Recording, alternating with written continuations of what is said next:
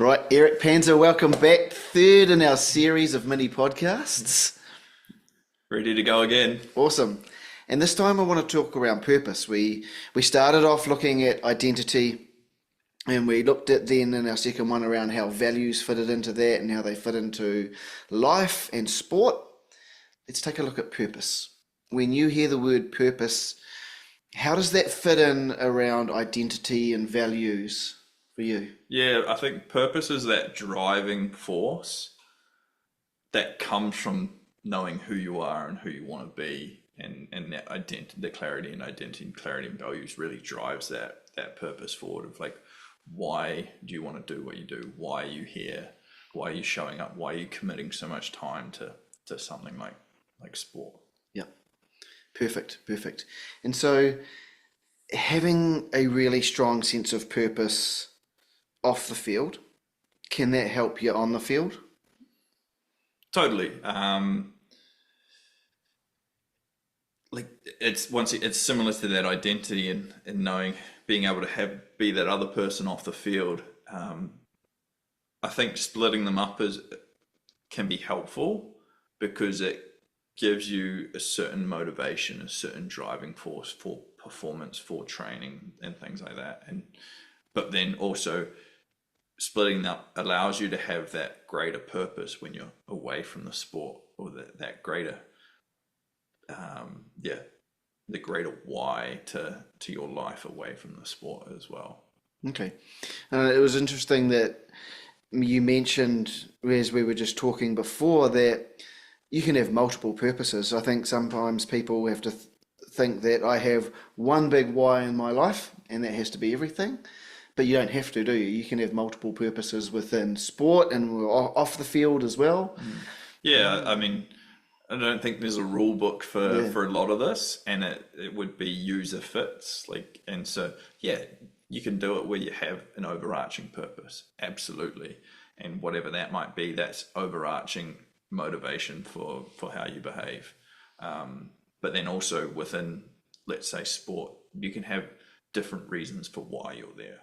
And having clarity in those can really drive that motivation. That can really drive that, how you engage, how you pay attention, how you do the extra training, whatever it might be. Having that clarity and why you're there really helps with that.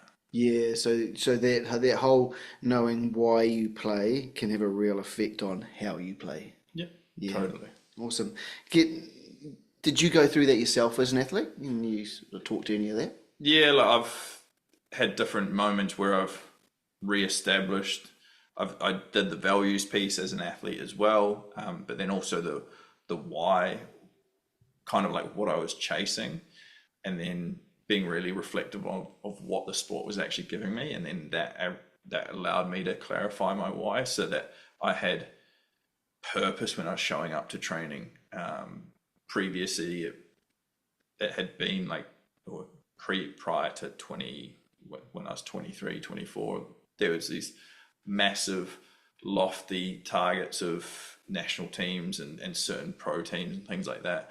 But then when I went away from kind of like the status or the idea of a certain team and went inward of like me and what I could do and who I could be and where it could take me, that was really powerful and I had a greater clarity in why I was showing up and why I was putting so much time in, and it allowed me to really engage and enjoy it a lot more instead of just chasing something that wasn't connected to me as such. Yeah, it's interesting. I've done a lot of coaching over the years, and you can really tell the difference between someone who's going through the motions as opposed to someone who knows why they're there. And the reasons, I think, for being there, the people's why can be completely different. Like you said, like it can be just there to play with my friends and I get complete and utter joy from that.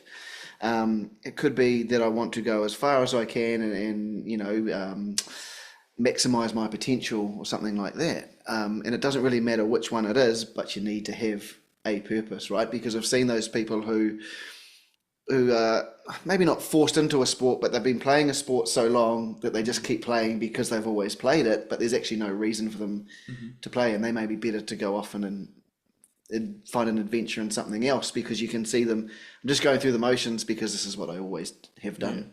Yeah. And when I do work with teams around collective purpose, I always start with individual. Interesting. And it's always around, like, a team is a collective of all these different individuals. Can we understand why each member is here to create a collective idea that represents us all together, so that we can move forward in a way that is representative of everyone? And so that's not saying that I'm on a team, I have to have the same purpose as you and me. We can be there for different reasons, but there can be an overarching idea or purpose for the whole group that allows us to both feed into it and both give our best to what we're trying to achieve as a group. Is it important for people within a space like that to understand other people's purposes? Totally. Because then you can hold each other accountable, but you can also have a bit more compassion and empathy for, you might think they're messing around, or you might think they're not doing their best, or they might be taking it too seriously. But if you can know why they're there, then you can just be like, that's cool, that's them. And it takes away a lot of energy can be wasted thinking about this person or complaining about this or things like that. And you can just be able to focus a lot more on yourself. And when everyone can focus on being the best versions of themselves, feeding into a greater collective purpose, you're in a much stronger position. Yeah, that's interesting. Have you worked with athletes where you've helped them define their purpose and it's actually made them change sport or change what they're doing or anything like that? Yeah, there's different experiences that when athletes develop clarity in this foundational place. So all of this on my performance pyramid is in the foundation phase. So that's identity, values, purpose, self-awareness. That's all in the foundational phase of things. And when people can make decisions from a strong foundation, they are making decisions that really resonate with who they are. And so when someone's got a clear purpose of trying to achieve something, or someone's got a clear idea of what's important to them in their identity, and they are in an environment where it doesn't fit or doesn't fulfill those, then they are able to make a decision that is going to better fulfill their purpose and things like that. And so, people have different experiences when they understand it, but then also they can deepen their understanding of why. Because your why when you were 12 or 13 or even 5 for playing a sport, once again, that changes just with values. It changes over time. At 5 or 10, playing with mates, having fun, you didn't know that there's the opportunity to get a scholarship to the States to get a pro contract. Maybe at 13, 14, then it's like, I want to get into the first 11 at school because their status or whatever. There might be something motivating them there. And then the older you get, so the why can always shift as well.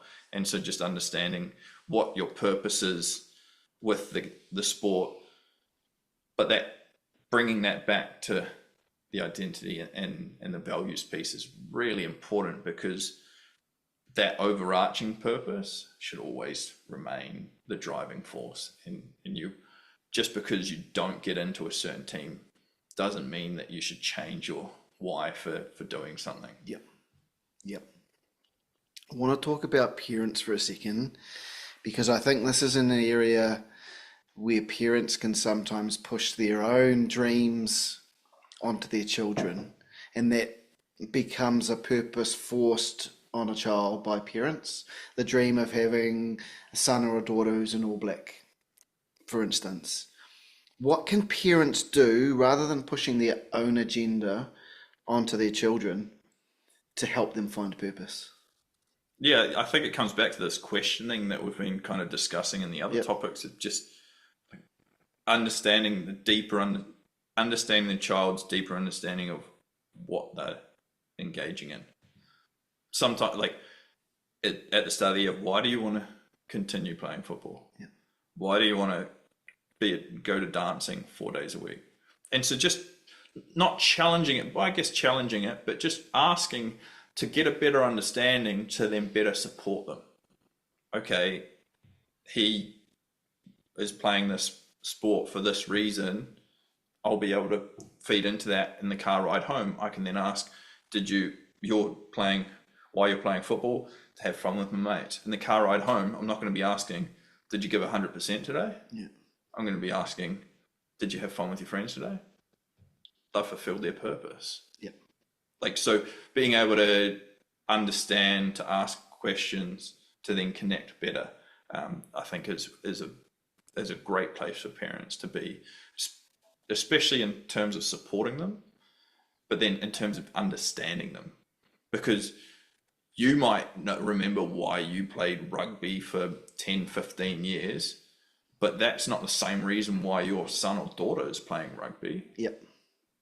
So just being able to understand that and see it from their perspective can be powerful. Yeah, it's that listening aspect of parents, isn't it? You know, really listening to your kids and having those open conversations. Mm-hmm. The other side of that, I think, is that coach or that mentor as well, whoever you're working with in whatever sport it is it important for them to understand your purpose as well? And I guess if you don't have a coach who's proactive in terms of forming a strong relationship and understanding that, is that something that you should be open about sharing with them? Mm. Yeah, the coach understanding is the same as a parent. They can hold accountable, they can challenge, but they can also just better align the environment so that each individual is getting their needs met. Yep. So when you know that X player is there for this reason and Y player is there for that reason and Z player is there for that reason, then you as a coach have the responsibility to fulfill all the needs as best as possible. But this is where that whole collective identity and the collective purpose piece comes in. And as a coach, creating a collective purpose at the start of the year that fulfills the needs of 16, 18, 20 players in your team, it can be a much more manageable place to do that from, instead of just being like, I'm trying to address 18 different needs every single training session. Yeah. Erik, is purpose something that you inherently know inside yourself, or do you need someone often to guide you to what your true purpose is? Or is it a little bit of depends on the individual? I think it would depend on the individual. I think it comes down to experiences again. Okay. What different experiences you have that lead to you believing in something in terms of why you want to behave in a certain way and why you're driven to do something. Yeah. And you can do different exercises. Simon Sinek is start with why and things like that, right? But just being able to ask yourself why you keep showing up. Why are you here? Why do you want to be that person? There's a place to be. And I wouldn't say often I'd say it comes from you rather than external. Mine came from experiences that I had in traveling and understanding the world around me and things like that. Yeah. And so, it's unique to each individual. Once again, it also comes from that identity and the values piece as well that drives the purpose that you've got. Yeah. One of the words you used earlier was motivation. Mm-hmm. And I think you said this is really the piece that drives motivation. And I think today, and maybe it's always been like this, I'm not sure, but you see people who are incredibly motivated, find it easy to get out of bed in the morning and really push forward, and people who don't. Is this the key to that? Like, clarity around purpose can really get you out of bed and, make life wonderful and meaningful?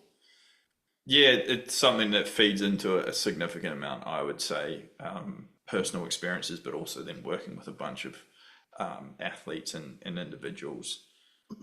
Having that purpose, as you say, gets you up in the morning, it drives you.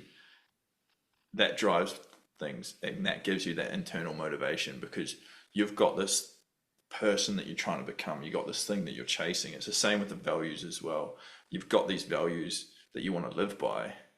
Is laying in bed all day or doing things like that, is that actually reflective of who you say you want to be? But yeah, that purpose to become someone that will drive behavior.